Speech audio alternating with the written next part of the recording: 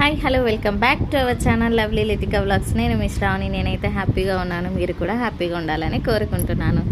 మేమైతే నిన్న నైట్ వచ్చేసి మా పెద్దవాళ్ళకి సాంబ్రాన్ అయితే వేసుకున్నాం అనమాట. బట్టలు అవన్నీ పెట్టేసి అందులోకి డిషెస్ వచ్చేసి మటను, రైసు, రొట్టె, పెసరపప్పు, అలాగే బియ్యం పాయసము, కొంచెం పానకం అయితే చేసినాము.